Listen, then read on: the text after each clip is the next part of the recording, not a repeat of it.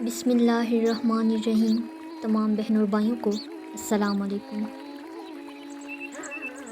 ناظرین، جب اللہ پاک نے بنی اسرائیل کے لیے سمندر کو پھاڑ دیا اور انہیں فرعون کے ظلم سے نجات دی، تو اس کے بعد بھی اللہ پاک نے بنی اسرائیل کے لیے اپنی بے شمار نعمتیں عطا فرمائی، مگر ہر قدم پر نافرمانی اور ناشکری بنی اسرائیل کا وتیرہ تھی۔ اس ویڈیو میں ہم جانیں گے بنی اسرائیل کے فرعون سے نجات کے بعد کے حالات اور ان پر اللہ پاک کے انعامات۔ جب اللہ پاک نے بنی اسرائیل کے لیے سمندر کو پھاڑ دیا، پھر انہیں تو نجات دی مگر فرعون کو سمندر میں غرق کر دیا۔ اس وقت بنی اسرائیل کی تعداد 6 لاکھ تھی۔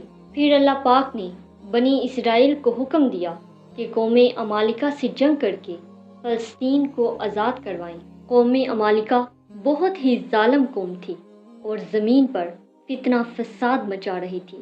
اللہ پاک نے بنی اسرائیل کو جنگ کا حکم دیا تاکہ اس ظالم قوم کا خاتمہ کیا جائے، اور بنی اسرائیل جس کے پاس رہنے کے لیے اب کوئی ٹھکانہ نہیں، انہیں یہ زمین بطور تحفہ دی جائے۔ مگر جب حضرت موسیٰ علیہ السلام بنی اسرائیل کو لے کر فلسطین کے قریب پہنچے تو بنی اسرائیل نے اپنی بزدلی کا اظہار کیا اور جنگ سے انکار کر دیا اور کہنے لگی، اے موسیٰ، قوم عمالقہ تو بہت ہی طاقتور اور ظالم قوم ہے، ہم ان کا مقابلہ کیسے کر سکتے ہیں؟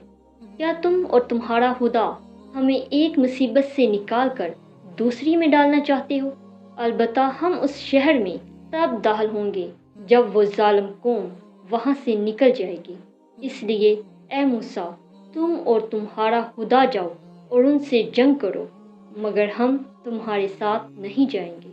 اس وقت 6 لاکھ کے مجمع میں سے سوائے 3 اشخاص کے، حضرت موسیٰ علیہ السلام، حضرت ہارون علیہ السلام اور حضرت یوشع بن نون علیہ السلام کے، تمام بنی اسرائیل نے اللہ پاک کے حکم سے انکار کر دیا، جس سے حضرت موسیٰ علیہ السلام کو بہت رنج ہوا، اور حضرت موسیٰ علیہ السلام نے اللہ پاک سے دعا کی، جس کو سورۃ المائدہ آیت نمبر 25 میں یوں ارشاد کیا گیا ہے۔ موسیٰ علیہ السلام نے عرض کیا، پروردگار، مجھے تو اختیار نہیں سوائے اپنی جان کے اور اپنے بھائی ہارون علیہ السلام کی جان کے، تو اب علیحدگی کر دے ہمارے اور ان نافرمان لوگوں کے درمیان۔ اس کے بعد اللہ پاک نے بنی اسرائیل کو صحرائے نوردی کی سزا دی، جس سے وہ 40 سال تک صحرا میں 23 میل کے رقبے میں بھٹکتے رہے۔ وہ سارا دن سفر کرتے اور جب شام ہوتی تو وہ دیکھتے کہ وہ اسی جگہ پر ہیں جہاں انہوں نے سفر کا آغاز کیا تھا، اور کچھ ہی دنوں میں ان کا سارا کھانا اور پانی ختم ہو گیا، جس سے بنی اسرائیل بھوک اور پیاس سے مرنے لگے۔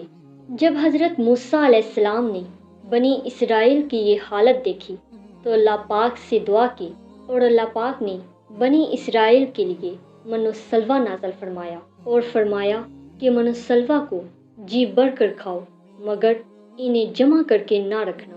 ناظرین، من و سلوہ 2 الگ الگ کھانے ہیں۔ من شبنم کے قطروں کی مانند اترتا تھا جو شہد جیسا میٹھا تھا، اور بنی اسرائیل اسے اکٹھا کر کے کھاتے، اور سلوہ ایک خاص قسم کا پرندہ تھا۔ شام کے وقت ان پرندوں کے بڑے بڑے جھنڈ آتے اور جہاں بنی اسرائیل ڈیرا ڈالے ہوتے وہاں آ کر بیٹھ جاتے۔ بنی اسرائیل انہیں آسانی سے پکڑ لیتے اور بھون کر کھاتے۔ پھر جب حضرت موسیٰ علیہ السلام نے اللہ پاک سے اپنی قوم کے لیے پانی کی دعا کی تو اللہ پاک نے حکم دیا، اے موسیٰ، اپنے عصا سے اس چٹان پر ضرب لگاؤ تو اس سے پانی برآمد ہو جائے گا۔ جب حضرت موسیٰ علیہ السلام نے اللہ پاک کے حکم سے چٹان پر ضرب لگائی تو اس سے 12 چشمے جاری ہو گئے۔ چونکہ اس وقت بنی اسرائیل کے 12 قبیلے تھے تو اللہ پاک نے ہر قبیلے کے لیے ایک چشمہ جاری کر دیا تاکہ ان میں لڑائی جھگڑا نہ ہو۔ اس کے علاوہ جب یہ 6 لاکھ کا لشکر صحرا میں چل رہا تھا تو کوئی اونٹ نہیں، کوئی سایہ نہیں، دھوپ کی تپش سے بچنے کا کوئی انتظام نہیں۔ تو ان حالات میں اللہ پاک کا یہ فضل ہوا کہ ایک بہت بڑا بادل ان پر سایہ کیے رہتا، اور جہاں جہاں وہ جاتے وہ بادل ان کے ساتھ ساتھ ہوتا۔ مگر اللہ پاک کی ان تمام نعمتوں کے باوجود بھی بنی اسرائیل نے ہر قدم پر نافرمانی اور ناشکری کی، اور من و سلوہ جیسی نعمت کی بھی قدر نہ کی، اور کہنے لگے، اے موسیٰ، ہم ایک ہی کھانے پر صبر نہیں کر سکتے، ہم من و سلوہ کھا کھا کر اکتا گئے ہیں، تو ذرا اپنے رب سے ہمارے لیے دعا کرو کہ وہ ہمیں وہ چیزیں دے جو زمین اگاتی ہے۔ تو حضرت موسیٰ علیہ السلام نے فرمایا، کیا تم وہ شے لینا چاہتے ہو جو کم تر ہے اس کے بدلے میں جو بہتر ہے؟ ناظرین، اس نافرمانی کے ساتھ ساتھ جو کہ اللہ پاک کا حکم تھا کہ من و سلوہ کو جمع کر کے نہیں رکھنا، بنی اسرائیل نے اللہ پاک کے اس حکم کی بھی نافرمانی کی اور من و سلوہ کو جمع کر کے رکھنا شروع کر دیا، جس سے انہیں یہ سزا ملی کہ ان کا جمع کیا ہوا سارا کھانا سر گیا اور آئندہ کے لیے من و سلوہ اترنا بند ہو گیا۔ کہا جاتا ہے کہ گوشت کا سر جانا اسی تاریخ سے شروع ہوا۔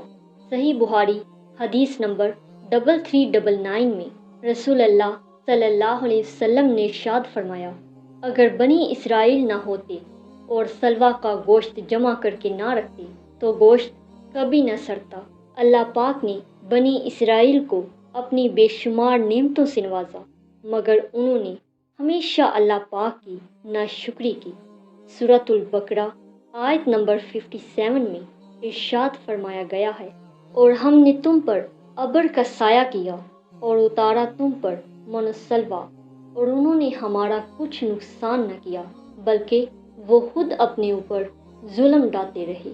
ناظرین، اللہ پاک ہمیں ایسی نافرمانیوں سے بچنے کی توفیق عطا فرمائے، آمین۔ اگر آپ کو ہماری ویڈیو اچھی لگے تو اس طرح کی مزید انفارمیٹیو ویڈیوز دیکھنے کے لیے اور ہمیں موٹیویٹ کرنے کے لیے لائک اور سبسکرائب کریں۔